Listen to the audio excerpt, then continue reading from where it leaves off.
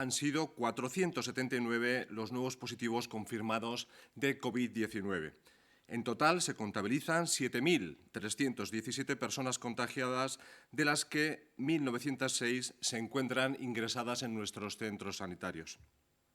Por territorios, los datos son los siguientes. En Araba, el número de contagios asciende a 2.347, de los que 341 permanecen ingresados. En Vizcaya son 3.682 las personas contagiadas, de las que 1.201 se encuentran ingresadas. Y finalmente en Guipúzcoa el número de positivos es de 1.288, 364 de ellos hospitalizados.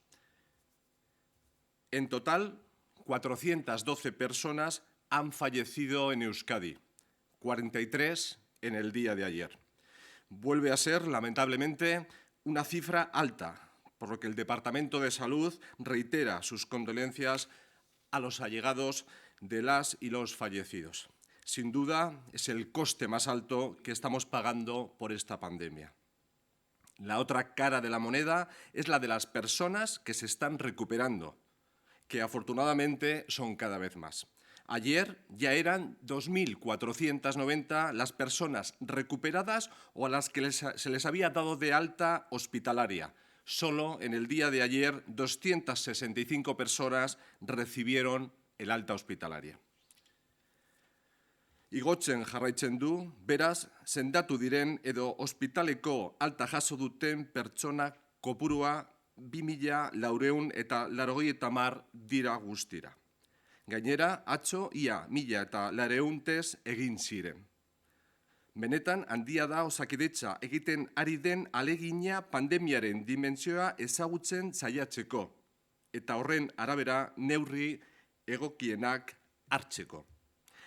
Seguimos haciendo test y cada vez hacemos más test. En total se han realizado 18.220 pruebas, 1.399 solo en el día de ayer.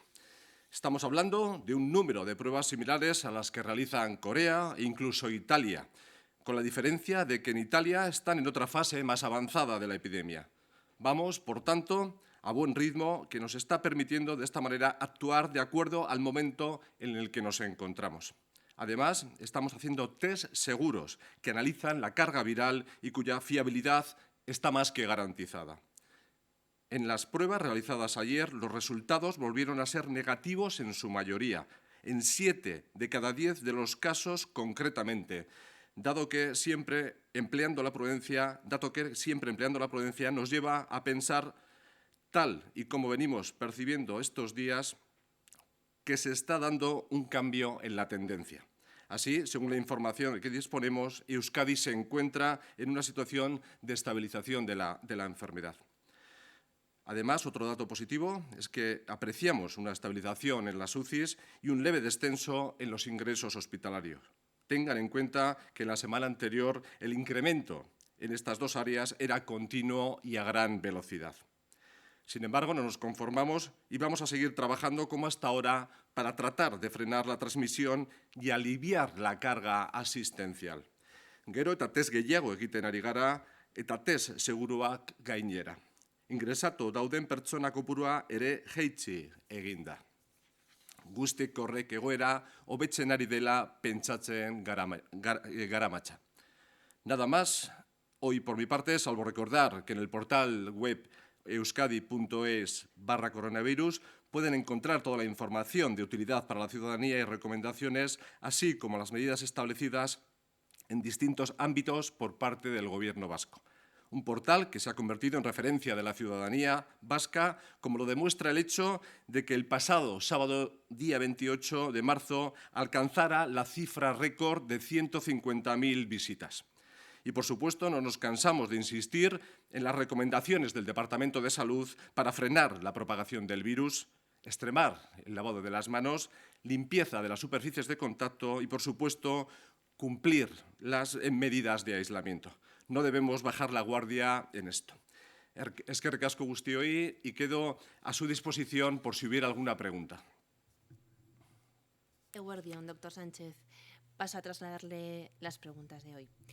Sí. La primera de ellas es relativa a las residencias, porque hoy se ha conocido que en la residencia de Balmaseda han fallecido 6 personas. Preguntan cuál es la situación de las residencias, cuántas personas han fallecido ya en las residencias de Euskadi desde que comenzó la crisis, cuántas a causa del COVID, cuántos positivos hay entre los trabajadores. Sí, lamento, como ya he dicho en mi intervención, los fallecimientos que se están dando en relación con esta pandemia y además, desgraciadamente, no podemos descartar que en los próximos días, además, este número de fallecimientos se siga dando. Y en este sentido, yo creo que es entendible la preocupación que tenemos todos y que, por supuesto, tienen las familias de los afectados. Y en este caso, las personas mayores a las que usted hace referencia son las personas vulnerables y con las que siempre o a las que siempre hemos dedicado gran parte de nuestros esfuerzos y donde hemos centrado nuestros objetivos.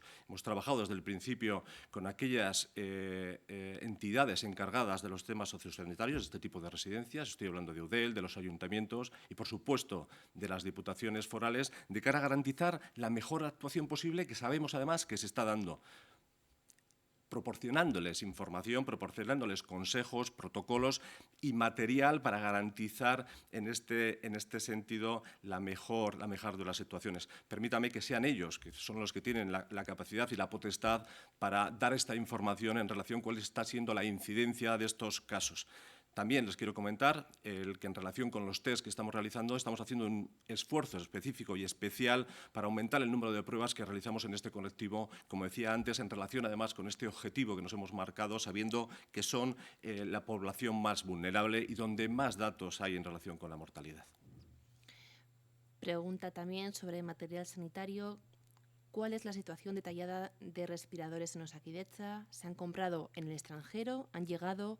¿Se usan en la privada? ¿Se conectan 2 personas? ¿Hay empresas vascas que hayan homologado respiradores? Sí, son muchas preguntas en relación con este tema. Evidentemente, para nosotros es muy importante el tema de las UCIs.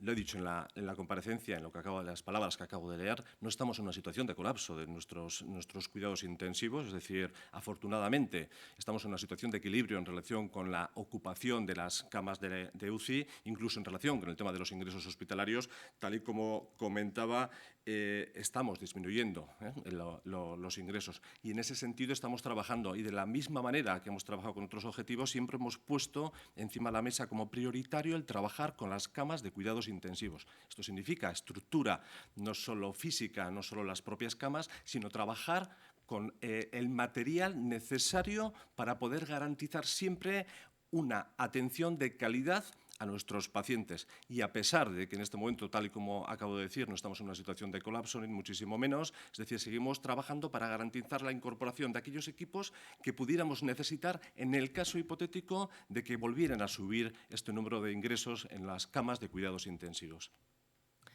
Una tercera cuestión. Sí. ¿Cuáles son los escenarios actuales por territorios o por zonas de salud? Sí, les recuerdo que estamos en una situación de pandemia que nos está afectando a todos, pandemia a nivel mundial. Eso es lo que define la propia palabra.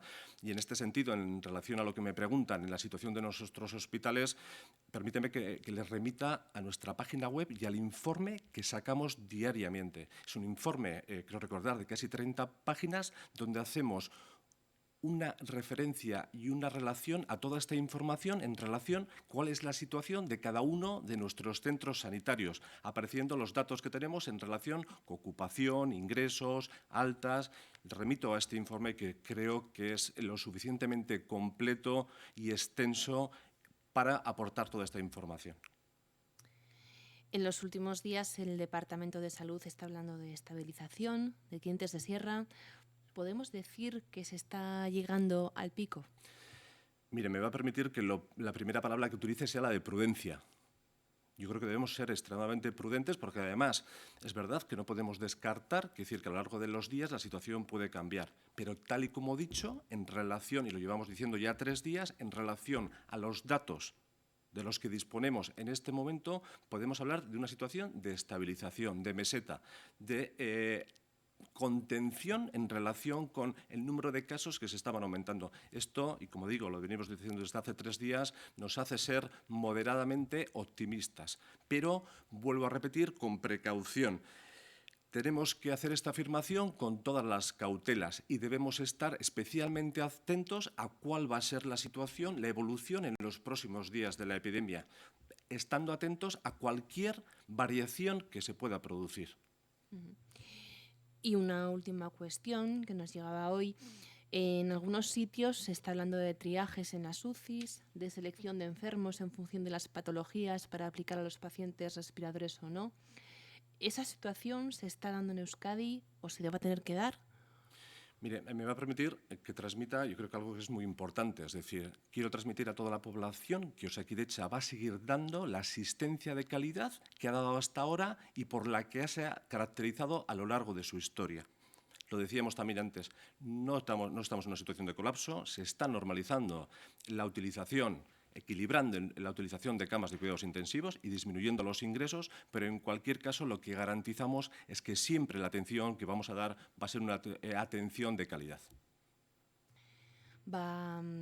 Hauek izan dira laburbilduz goizean zehar heldu diren galderak. Estas han sido las principales preguntas recogidas hoy. Una vez más, gracias por responderlas. Eskerrik asko zuei, eskerrik asko.